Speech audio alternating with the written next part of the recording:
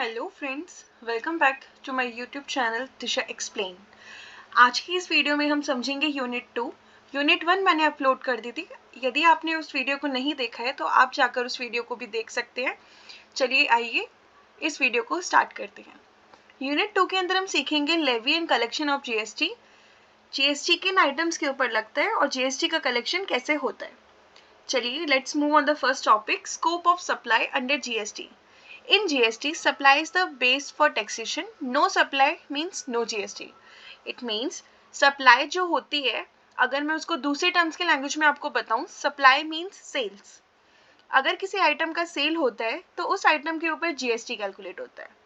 Okay, मतलब कि हम मार्केट के अंदर सेल्स करते हैं तो कोई सेकेंड पर्सन उसको परचेज करता है, तो जब आइटम का सेल होगा, कोई उसको परचेज करेगा, तभी आपका जीएसटी उसके ऊपर चार्ज करेगी गवर्नमेंट। अदरवाइज इसके ऊपर जीएसटी कैलकुलेट नहीं होगा। तो यहाँ पे scope of supply under GST, it means जो सप्लाई होता है, जो सेल्स होती है, जो ट्रांजेक्शन्स होती है, exchange of goods and services होता है, वो बेस होता है जीएसटी का। अगर सप्लाई नहीं होगी तो जीएसटी नहीं होगा। According to section 7 of CGST act, supply includes, इस टर्म को बहुत याद कर लीजिएगा आप लोग, CGST act under section 7। Okay, it includes supply क्या क्या होती है हमारी, all forms of supply of goods और services like sale, transfer, exchange, barter, lease, rental और डिस्पोजल। इट मीन्स कोई भी हम सप्लाई उन सभी गुड्स एंड सर्विसेज को कहेंगे जिसका सेल होगा, जिसको ट्रांसफर करा जाएगा एक पर्सन टू अनदर, या फिर किसी गुड्स का एक्सचेंज हो रहा होगा। बार्टर सिस्टम याद है आप लोगों को, जिसके अंदर मैं आपको दाल दूंगी तो आप मेरे को चावल दोगे। Just for example, barter system के अंदर दो गुड्स को लोग एक दूसरे के साथ एक्सचेंज कर देते जब मनी नहीं हुआ करता था। कोई लीज उधार पे आपने दे रखा है, रेंटल है आपका, उधारी पे है, लाइसेंस आप किसी को मतलब कर रहे हो, या आप कुछ मतलब डिस्पोज कर रहे हो, तो उन सभी चीज़ों को सप्लाई में हम इंक्लूड करते हैं जिसके ऊपर आपका जीएसटी चार्ज होता है। The supply must be made for consideration, payment in money और मनी इज वर्थ। मतलब आपकी सप्लाई उसी को माना जाएगा जिसके बदले में आपको कुछ अर्निंग होगी, आपको कुछ पैसे वैसे मिलेंगे, या फिर आपको कोई अपना सोना गिरवी करके जाएगा, मतलब मनी वैल्यू की टर्म्स में आपको कुछ ना कुछ उसके बदले में मिले। Okay, the supply should be made in the course of or furtherance of business. The supply should be made in the course और furtherance of business, मतलब business related activity होनी चाहिए। ये नहीं है कि आपके मतलब मन करा तो आज मैंने फर्स्ट टाइम ये किसी को बेच दिया, मेरे पास लैपटॉप था मैंने उसको, मेरी जस्ट फॉर एग्जांपल एक पर्सन है जिसके पास बिजनेस है जो कि आपको लैपटॉप सेल आउट करता है, सेल करता है बिजनेस, तो वो उसका बिजनेस है। बट अगर मेरे पास कोई लैपटॉप है, मैं उसको अपनी किसी भी फ्रेंड के पास जाके उसको सेल करती हूँ, तो मैंने उसको फर्स्ट टाइम उसको करे, तो वो मेरा बिजनेस एक्टिविटी नहीं है, तो उसके अंदर मैं जीएसटी चार्ज नहीं करूंगी। तो बिजनेस जो होगा उसके ऊपर जीएसटी लगेगा, जिसके बदले में आपको पैसा मिल रहा है, कंसिडरेशन हो रहा है, उसके ऊपर आपका जीएसटी लगेगा। और जो भी आपकी सप्लाई हो रही है, गुड्स हो रहे हैं, सेल हो रही है, ट्रांसफर हो रहा है, एक्सचेंज हो रहा है, बार्टर हो रहा है, तो उसके ऊपर आपका जीएसटी कैलकुलेट होगा under section 7 of the CGST Act. Okay guys, includes import of services with or without consideration. Certain activity listed in schedule 1 are considered supply even without consideration. कुछ एक्टिविटीज ऐसी होती हैं जो मेंशन की गई है, without consideration भी उसको आप सप्लाई में कर सकते हैं। Supplies between related parties, stock transfer between branches in different states, etc and etc. Okay, for example, if a mobile shop sells a phone to a customer, this is a supply for GST. वही मतलब cell हो रही है, एक तो item cell हो रहा है, फर्स्ट कंडीशन, सेकेंड उसके बदले में उसको कंसिडरेशन मिलेगा, पैसा मिलेगा, तो उसको हम सप्लाई मानेंगे जीएसटी के अंदर। If a branch in Delhi sends goods to its Mumbai branch, it is also considered supply under GST. अगर एक ब्रांच लाइक मान लो एसबीआई बैंक जो है वो दिल्ली में है और एक एसबीआई की ब्रांच आपकी नोएडा में है। ओके, एसबीआई दिल्ली वाले ने कुछ कैश अपना ज़्यादा हो गया था तो वो नोएडा में सप्लाई कर दिया, उसको भी हम इसके अंदर अंडर जीएसटी उसको सप्लाई में कंसिडर करेंगे। Let's move on the next topic, nature of supply inter state and inter state. Means understanding whether a supply is intrastate, inter state means with in a state, जब कोई cell आपकी दो मतलब same state के अंदर होती है, like Delhi to Delhi, या फिर आप कह सकते हैं हरियाणा टू हरियाणा, हैदराबाद टू हैदराबाद, मतलब एक ही जगह पे आपकी सेल हो रही है एक ही स्टेट के अंदर। अगर आप गुजरात में रहते हैं, आपकी सेल गुजरात के अंदर ही हो रही है, तो वो आपका जो होगी सेल उसको इंटर स्टेट सप्लाई मानेंगे। Okay, and the next term आती है इसके अंदर इंटर स्टेट, मतलब between state, between two states and more states. Like अगर दिल्ली टू हरियाणा सेल हो रही है, दिल्ली टू राजस्थान हो रही है, यूपी टू बांग्ला, सॉरी मैं बांग्लादेश कहाँ से जा रही हूँ, यूपी टू पंजाब हो रही है, मतलब एक स्टेट दूसरे स्टेट को सेल कर रहा है, तो वो आपकी इंटर स्टेट है। हाँ, अगर कोई सेल आपकी एक्सपोर्ट हो रही है, अगर कोई हमारी कंट्री इंडिया से बाहर कहीं और आपका माल जा रहा है, गुड्स आपके बाहर एक्सपोर्ट हो रहे हैं, तो उसको भी हम इंटर स्टेट कंसीडर करेंगे। क्योंकि जब कोई सेल आपके प्लेस ऑफ बिजनेस से, मतलब आप जिस स्टेट से बिलोंग करते हैं उसके अलावा आप कहीं और किसी और स्टेट या किसी और कंट्री के अंदर आप सेल करते हैं, तो वो आपकी इंटर स्टेट मानी जाती है। ओके, टॉपिक पे आते हैं। Understanding whether supply is inter state, within a state और inter state between state is essential because it determines which type of GST will be charge. इसी के अकॉर्डिंग हमारा जीएसटी चार्ज किया जाता है। हमने यूनिट 1 में सीखा था सीजीएसटी एसजीएसटी क्या होता है, आईजीएसटी क्या होता है। सीजीएसटी एसजीएसटी आपका लगता है इंटर स्टेट सप्लाई के अंदर। आप ए टॉपिक देख सकते हैं सेकंड का, supplier and buyer are located in the same state और यूनियन टेरिटरी, उस केस में आपका लगेगा सीजीएसटी एसजीएसटी और यूटीजीएसटी। कलेक्टेड बाय बोथ, ये जो टैक्स होता है आपका सेंट्रल एंड स्टेट गवर्नमेंट दोनों इस टैक्स को कलेक्ट करते हैं इक्वल प्रोपोर्शन में। फॉर एग्जांपल, अगर आपने कोई भी जीन्स खरीदे किसी दुकान से, डेनिम आपने परचेज किया, तो कपड़े के ऊपर आपका जो जीएसटी चार्ज होता है, गवर्नमेंट ने मेंशन कर रखा है 5% will be charge on the clothes at a GST rate. Okay, तो अगर आपने कोई चीज खरीदी, आपने वो दिल्ली के दिल्ली में ही अगर खरीदी है, तो उसके अंदर आपका सीजीएसटी और एसजीएसटी लगेगा। अरे यार 5% तो क्या 5% दो बार लगेगा? नो नो नो, इसके अंदर आपका इक्वल प्रोपोर्शन के अंदर गवर्नमेंट इसको डिडक्ट कर देती है। लाइक अगर आपका 5% आपने दिल्ली से ही खरीदा है जीन्स या टॉप खरीदा है, तो उसके अंदर आपका जो 5% लगेगा, उसके अंदर सीजीएसटी आपका लगेगा 2.5%, 2.5% एंड एसजीएसटी आपका लगेगा 2.5%, दैट इज 2.5%। ओके, मतलब इंटर स्टेट की सप्लाई के अंदर आपका जो टैक्स जीएसटी का लगता है वो टू पार्ट्स में डिवाइड हो जाता है, जो सेंट्रल एंड स्टेट गवर्नमेंट को इक्वल प्रोपोर्शन में मिलता है। आई होप आपको समझ में आएगा। Next move on the another topic, inter state supply. Inter state supply वो सप्लाई होती है जिसके अंदर डिफरेंट स्टेट या डिफरेंट यूनियन टेरिटरीज के अंदर जब सप्लाई होती है, सेल होती है या बायर होते हैं, तो उस केस में आपका लगता है आईजीएसटी। आईजीएसटी को क्या कहते हैं? Integrated goods and service tax. Okay, ये जो आपका आईजीएसटी कैलकुलेट होता है, इसको आपकी सेंट्रल गवर्नमेंट लेती है। ये आपका जो टैक्स कलेक्ट करता है, कौन करता है? सेंट्रल गवर्नमेंट इस टैक्स को कलेक्ट करती है। लाइक अगर आपने मानते हैं, अपने कपड़े वाले आइडिया को ही हम लेते हैं दोबारा से एग्जांपल को, कि फॉर से कोई लड़की है जिसका नाम प्रियंका है। ओके, प्रियंका को जीन्स खरीदनी थी, उसने दिल्ली में देखी, उसको दिल्ली में समझ नहीं आया। दिल्ली की रहने वाली प्रियंका एक रजिस्टर्ड पर्सन है जिसके पास जीएसटी नंबर है, और अब वो गई है कहीं और, लाइक वो चली गई पंजाब घूमने के लिए। तो पंजाब में जाके उसने देखा, वाह यहाँ पे तो बहुत सुंदर सुंदर ड्रेसेस हैं, मुझे तो अब यही वाली ड्रेस लेनी है। वहां पे भी सेम रेट ऑफ जीएसटी लगेगा 5%, क्योंकि वन नेशन वन टैक्स वाला हमारा फंड है जीएसटी के अंदर, तो वहां पे भी 5% का जीएसटी लगेगा। अब वहां पे जो दुकानदार ने जो बिल क्रिएट किया, उसके अंदर उसने आईजीएसटी लगाया। क्यों? क्योंकि प्रियंका बिलोंग करती है दिल्ली से, वो कौन है? परचेजर। और जो पंजाब में जो सेल कर रहा है, सेलर है, जो बिल बना के देगा प्रियंका को जीन्स का, उसके अंदर वो जीएसटी जब कैलकुलेट करेगा, तो वो 5% के रेट से आईजीएसटी करेगा। ओ, समझ नहीं आया? सुनो, अगर प्रियंका ने दिल्ली से दिल्ली में ही खरीदा होता, तो उस केस में सीजीएसटी एसजीएसटी लगता, 5% का रेट जो था जीएसटी का वो 2.5% में बढ़ जाता इक्वल। अब यही केस दिल्ली से पंजाब में हो रहा है, तो पंजाब में जाकर के अब जो होगा, वहां पे बस एक ही टैक्स कैलकुलेट होगा, जो कि होगा आईजीएसटी, जो उसका रेट ऑफ जीएसटी है उतना ही होगा 5%, दैट इज। चलो, ये टॉपिक तो आया होगा, समझ में आया होगा। चलो अब हम नीचे दूसरे टॉपिक पे चलते हैं। Special cases of interstate supply. कुछ स्पेशल केसेस होते हैं इंटरस्टेट सप्लाई के, जिनमें आपका आईजीएसटी ही लगता है। Okay, import and export of goods and services, अगर आप इम्पोर्ट करते हैं या एक्सपोर्ट करते हैं तो उस केस में आपका IGST कैलकुलेट होगा.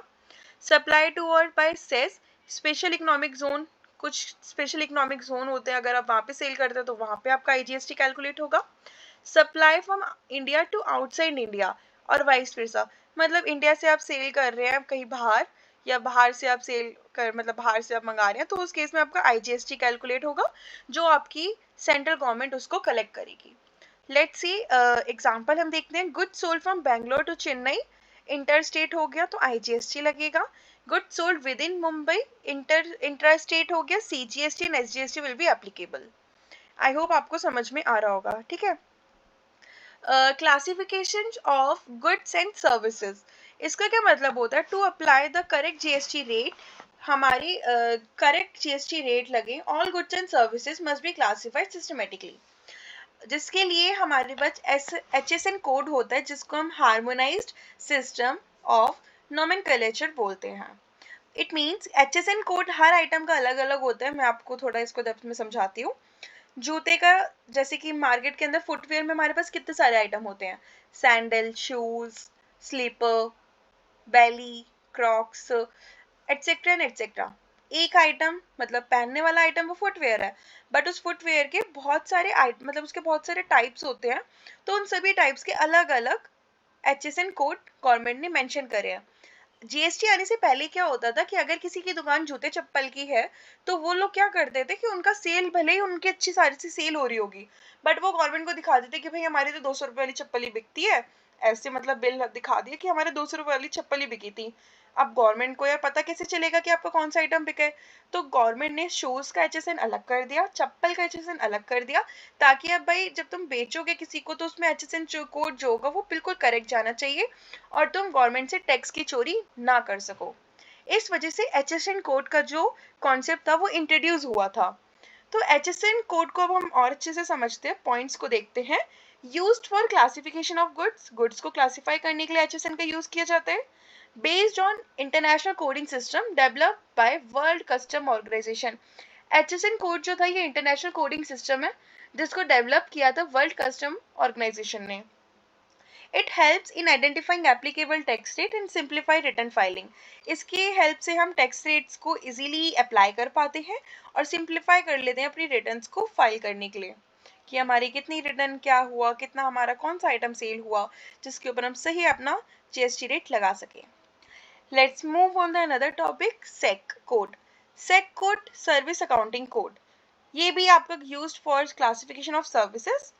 देखो, गुड्स के केस में आपका HSN लगता है, सर्विस के केस में आपका SEC लगता है, SEC सर्विस अकाउंटिंग कोड, जो आपका क्लासिफिकेशन ऑफ सर्विसेज के लिए यूज किया जाता है. Each service has a SEC for easy identification and tax application. SEC हमारा कब लगेगा? जब आप कोई सर्विस करेंगे, लाइक आपके प्रोफेशनल सर्विस है तो आपके ऊपर SEC लगेगा, service accounting code. For example, sale of books, HSN code जो है 4901 है, एजुकेशन पे 0% GST है, 0% GST. होटल सर्विसेज, आपके ऊपर इसके ऊपर SEC लगेगा, SEC means service accounting code, 5% to 18% जो भी होगा GST based on tariff as per the hotel and the facilities, उसके ऊपर GST रेट लग जाएगा. चलिए नेक्स्ट टॉपिक को समझते हैं, composite and mix supply. What is the meaning of composite and mix supply? चलिए let's understand it in a easy way. When a business supplies more than one product, जब कोई business एक product से ज़्यादा products को cell करता है या सर्विसेज ज़्यादा लोगों को प्रोवाइड करता है, they must identify whether the supply is composite और mixed. This affect the rate of tax applied. इससे हमारा जो रेट ऑफ टैक्स है वो अप्लाइड के ऊपर थोड़ा इफेक्ट पड़ता है. चलो कंपोजिट को थोड़ा अच्छे से समझते हैं.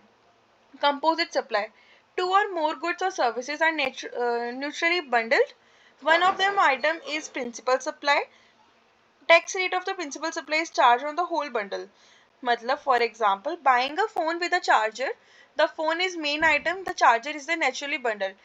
Tax rate of phone will be applied. That is composite supply.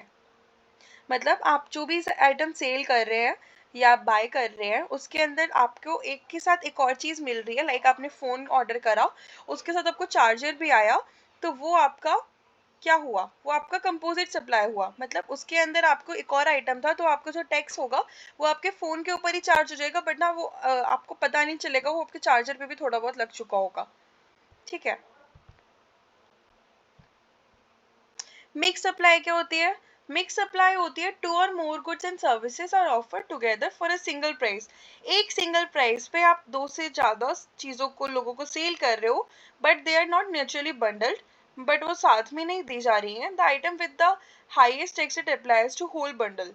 For example, अगर आप एक गिफ्ट बास्केट या चॉकलेट्स को खरीदते हैं जिसका ऊपर आप गिफ्ट बास्केट विद चॉकलेट लेते हैं, तो उस पर आपका 18%, मतलब आपके गिफ्ट्स के ऊपर गिफ्ट बास्केट के अलग टैक्स लगेगा एंड चॉकलेट्स पे अलग लगेगा। उसको उन दोनों में जो आपका हाईएस्ट टैक्स रेट होगा उसको गवर्नमेंट कंसीडर करेगी और उस आइटम के बेसिस पे आपका जीएसटी रेट कैलकुलेट होगा। अगर आप सोप खरीदते हैं उस पर 28%, जूस लेते हैं 12%, जो भी आपका हाईएस्ट रेट होगा जो कि हमारा 28% होता है जीएसटी के अंदर, वो आपका वहां पे कैलकुलेट होगा। Okay, let's move on to another topic, composition levy scheme. This is a simplified scheme under GST for small taxpayer who want to avoid the burden of detailed compliance and paperwork. Composition levy scheme ये उन GST holders के लिए होती है, मतलब उन small tax payers के लिए होती है। टैक्स पेयर हम उसको बोलते हैं जो टैक्स पे करते हैं। उन स्मॉल टैक्स पेयर, उन स्मॉल बिजनेस के लिए होती है जिनके लिए गवर्नमेंट ने इसको इंट्रोड्यूस किया था, ताकि उनका जीएसटी, मतलब बहुत लोगों को समझ नहीं आया था जब ये इंट्रोड्यूस हुआ था। बहुत से बिजनेस ऐसे होते हैं जो बहुत ज्यादा हाई फाई नहीं होते, बट वो नॉर्मल होते हैं, बेसिक होते हैं, मतलब उनकी अर्निंग इतनी ज्यादा भी नहीं होती कि उनको ज्यादा टैक्स रेट वो उनको पे करें गवर्नमेंट को। तो गवर्नमेंट उनके लिए, मतलब उन लोगों के लिए गवर्नमेंट ने कंपोजिशन स्कीम लेकर आया था, जिस स्कीम के अंदर टैक्स रेट जो होते हैं, जो बर्डन होता है कंप्लायंस का, जो लॉ लीगल रूल्स रेगुलेशन है गवर्नमेंट के, वो कम होते हैं, इजी पेपर वर्क होता है इसके अंदर। इसकी जो एलिजिबिलिटी होती है, turnover up to 1.5 crore, 1.5 crore होना चाहिए आपका, या फिर 75 lakh for any and hill state, या फिर आप अगर नॉर्थन एरिया में रहते हैं, नॉर्थन एरिया से बिलोंग करते हैं, या आप हिल स्टेट से बिलोंग करते हैं, तो आपका टर्नओवर पूरे साल का 75 लाख होना चाहिए, या फिर आप 1.5 करोड़ का होना चाहिए। Can be availed bye traders, manufacturer and small service provider. ये जो आपके कंपोजिशन स्कीम है, ये उन्हीं लोगों के लिए एलिजिबल है जिनका टर्नओवर 1.5 करोड़ है, या फिर आप हिल स्टेट से बिलोंग करते हैं, नॉर्थ एरिया से बिलोंग करते हैं, तो 75 लाख। और ये स्कीम उन लोगों के लिए होती है जो ट्रेडर होते हैं, मैन्युफैक्चरर होते हैं, या स्मॉल सर्विस प्रोवाइड करते हैं लोगों को। इस स्कीम के कुछ फीचर्स होते हैं, उन फीचर्स को जानते हैं, आइए। फ्लैट रेट ऑफ जीएसटी, इसके अंदर आपके जो जीएसटी के रेट होते हैं वो बहुत ही कम होते हैं। For example 1% for traders, 5% for restaurants, 6% for service provider. No need to maintain detailed record और फाइल मल्टीपल रिटर्न्स। आपको कंपोजिशन स्कीम के अंदर बार बार रिटर्न्स फाइल नहीं करनी होती है, ये रिटर्न आपकी साल में एक ही बार फाइल होती है। कान क्लेम आईटीसी, बट हाँ, इस स्कीम के अंदर आप आईटीसी इनपुट टैक्स क्रेडिट नहीं कर सकते। आपको मतलब टैक्स क्रेडिट जो मिलता है आप उसको क्लेम नहीं कर सकते। Can't make inter state sale, आप एक स्टेट से दूसरे स्टेट में भी सेल नहीं कर सकते हैं अगर आप कंपोजिशन स्कीम के अंडर रजिस्टर्ड होते हैं तो। Okay, for example a small restaurant with 50 lakh turnover can pay 5% GST under this scheme with minimal composition। अगर किसी का 50 लाख का टर्नओवर होता है तो साल के आखिर में आके उनको बस 5% के रेट से 50 लाख का 5% कैलकुलेट करके उतना ही जीएसटी में पे करना होता है। ये स्कीम उन लोगों के लिए अच्छी है जिनका बिजनेस बहुत छोटा है। अब आप लोग बोलोगे भाई 50 लाख वाला बिजनेस क्या छोटा होगा, ये तो अच्छा खासा अमाउंट है। हाँ, बट क्या कर सकते हैं, इससे भी ज्यादा लोग कमाते हैं। चलो प्लेस ऑफ सप्लाई समझते हैं। Place of supply, place of supply helps determine the location where goods services are deemed to be supplied। Place of supply हम उसको कहते हैं जहां पे, जिस लोकेशन पे आपका आइटम, आपकी जो भी गुड्स एंड सर्विसेज सप्लाई होने वाली है, डीम टू बी सप्लाई, वो आपका प्लेस ऑफ सप्लाई होता है। It is critical to decide whether CGST, SGST और IGST applies for goods। In the case of goods, if goods involve movement, place where goods are delivered। अगर आपके goods का movement हो रहा है तो आपका गुड्स जहां पे भी जाएगा वो आपका प्लेस ऑफ सप्लाई होगा। इफ नो मूवमेंट, अगर आपके गुड्स का कोई मूवमेंट नहीं हो रहा, location of goods at the time of delivery, जहाँ पे भी आपका गुड्स डिलीवरी होगी वहाँ का आपका लोकेशन मानेंगे। फॉर एग्जाम्पल लेट्स से अगर आप दिल्ली में ही आप लक्ष्मी नगर से कोई गुड्स खरीदते हैं और आप उसको गांधीनगर में ट्रांसफर कराते हैं, उसका मूवमेंट कर रहे हैं, लक्ष्मी नगर से आपका माल निकला वो गांधीनगर जा रहा है, तो आपके गुड्स का मूवमेंट हो रहा है, तो उस केस में जो गांधीनगर होगा वो आपका प्लेस ऑफ सप्लाई होगा। अगर आपके गुड्स का कोई मूवमेंट नहीं है तो हम कह सकते हैं लक्ष्मी नगर में आपकी कोई दुकान है ए एड्रेस नंबर 1, एंड देन आपका जो गुड्स है वो आपकी बिल्डिंग के अंदर ऊपर वाले फ्लोर पे ही जा रहा है, सेकंड फ्लोर पे, तो उस गुड्स के अंदर आपको कोई मूवमेंट नहीं हो रहा था, तो आपके अंदर जो टाइम होगा डिलीवरी का उसी को ही कंसीडर कर लेंगे कि वो आपका प्लेस ऑफ सप्लाई है। सर्विस के केस के अंदर क्या होता है, generally the place of supply is the location of the recipient. Generally place of supply हम उसी को कहते हैं जहाँ पे वो गुड्स या जहाँ पे वो सर्विस का सामने वाले को बेनिफिट रिसीव्ड होता है। But for some services like hotel event management specific rules apply, कि मतलब जहाँ पे उनकी लोकेशन होती है उसी को ही प्लेस ऑफ सप्लाई में कंसिडर करते हैं। For example you stay in a hotel in Goa even if you are from Delhi, place of supply Goa, मतलब जहाँ पे आपने उस सर्विस का बेनिफिट लिया उसी को आपकी प्लेस ऑफ सप्लाई कंसीडर किया जाता है सर्विस के केस में। चलिए अब दूसरे टॉपिक को समझते हैं, time of supply. What is time of supply? Time of supply tells us the exact time when GST becomes payable. It is usually to identify the tax period in which tax liability arises. Time of supply for goods के case के अंदर क्या होता है, earlier of date of issue of invoice, जिस date पे आपका issue invoice होगा उसी डेट को आपका टाइम ऑफ सप्लाई मानेंगे। Date of recipient of payment, या फिर आपके जब रिसिप्टेंट से पेमेंट रिसीव्ड हो जाएगा तो उसका आपका टाइम ऑफ सप्लाई मानेंगे। Let's move on the another topic, time of supply for services. Date of completion और सर्विसेज, जब आपकी सर्विस पूरी हो जाएगी उस डेट को आपका टाइम ऑफ सप्लाई कंसीडर करेंगे सर्विस में। या फिर date of recipient of payment, जब आपको उसका पेमेंट रिसीव हो जाएगा। Date of invoice if issued within time limit, या फिर जब आपका इनवॉइस इशू होगा उसी को आपका टाइम लिमिट के under time of supply consider कर लेंगे। ये टॉपिक क्यों इंपॉर्टेंट होता है? If you don't pay GST on time interest and penalties are charge. अगर आप टाइम पे जीएसटी को पे नहीं करेंगे तो आपके ऊपर इंटरेस्ट एंड पेनल्टीज जो होती हैं गवर्नमेंट की स्पेसिफाइड वो चार्ज होने लग जाती है। वैल्यू ऑफ सप्लाई क्या होती है? GST is calculate on the value of supply, जिसको हम टैक्सेबल वैल्यू भी बोलते हैं इनवॉइस के अंदर। That is the amount that forms the base of for tax. ये वो अमाउंट होता है जो बेस होता है आपके टैक्स कैलकुलेट के लिए, जिसको हम टैक्सेबल वैल्यू बोलते हैं दूसरी लैंग्वेज में। Value of supply includes price charge to customer, customer से जो आइटम का चार्ज करा प्राइस उसके ऊपर ही कैलकुलेट होता है। Any taxes except GST, duties, packaging charges, transportation cost, इन सब के ऊपर आपका जीएसटी बाद में कैलकुलेट होते हैं। एक्स्ट्रा चार्जेस लाइक कमीशन और discount not shown on invoices, इसके अंदर कुछ चीज़ों को एक्सक्लूड भी करते हैं। डिस्काउंट गिवन बिफोर और at the time of supply if recorded on invoice, अगर आपके टाइम ऑफ सप्लाई जिसमें आपका बिल रिकॉर्ड किया जा रहा है अगर वहाँ पे आपका डिस्काउंट मेंशन कर देंगे तो उसको आपके बिल में से उस अमाउंट को डिडक्ट करके देन उस पर जीएसटी कैलकुलेट होगा। बट अगर आपने बातचीत कर ली कि भैया लगा लो, कम कर लो रेट, तो उसी रेट के ऊपर अगर वो लग रहा है और आपके बिल में डिस्काउंट नहीं लिखा जा रहा है तो उसके ऊपर आपका जीएसटी नहीं होता। GST itself it includes in the value. For example, product का प्राइस आपका 1000 रुपये था, पैकेजिंग 50 रुपये थी, फ्रेट जो होता है वो आपका ट्रांसपोर्टेशन चार्जेस होते हैं एक जगह से दूसरी जगह लगा जाने के लिए, रिक्शा हो गया जैसे कि 100 रुपये, जीएसटी आपका 18%। तो वैल्यू ऑफ सप्लाई क्या होगा हमारा, प्रोडक्ट प्राइस को हम प्लस कर लेंगे पैकेजिंग के साथ जो कि 1150 हो जाएगा, उसके ऊपर आपका 18% जीएसटी लगेगा तो वो आपका 260। फ्रेट के ऊपर जीएसटी नहीं लगता है, ये एक्सक्लूडेड होता है आइटम आपका।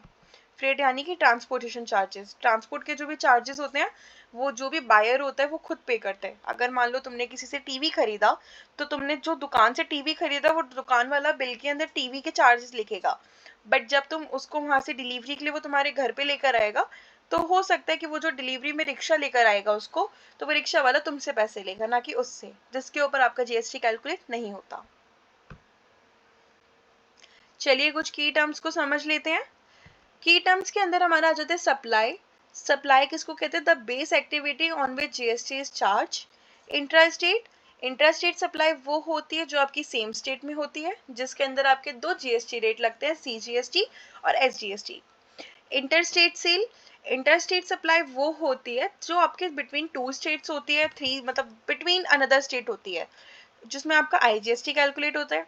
एचएसएन गुड्स के लिए होता है, सेक आपका सर्विसेज के लिए होता है, कोड्स टू क्लासिफाई गुड्स या services.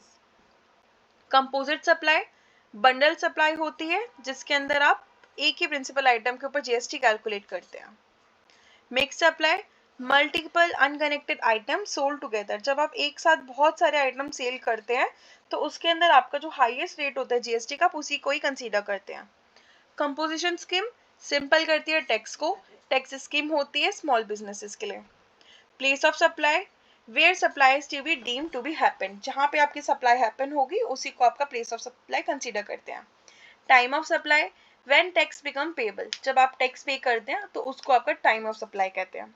Value of supply, the price on which GST is calculated, जिसको हम टैक्सेबल वैल्यू बोलते हैं, जिस वैल्यू के ऊपर आपका टैक्स कैलकुलेट होगा वो आपका वैल्यू ऑफ सप्लाई होती है। Let's go and move on the another topic, conclusion. In GST levy and collection, tax का जो भी लगता है या उसका कलेक्शन होता है, depends on understanding what is being supplied, when, where, at what value, whether a supplier is inter or intrastate affects the type of GST applied. Proper classification through HSN check codes ensure correct tax rate. Knowing the time and place of supply is essential for timely tax payment. The composition scheme offers a relaxed option for small businesses. A strong grasp of this concept help in accurate tax calculation, reduce error and ensure GST compliances. चलिए guys, हमारी video हमारे जो भी सारे topics थे वो इसके अंदर कवर हो चुके हैं। वीडियो को यहीं पे फिनिश करते हैं। आई होप कि आप समझ गए होंगे। Thank you for watching the video. अगर आपको ये वीडियो समझ में आया होगा तो आप अपने फ्रेंड सर्कल के साथ इसको शेयर करिएगा, उनकी भी हेल्प कीजिएगा। मिलते हैं नेक्स्ट वीडियो में। Thank you. जय श्री श्याम।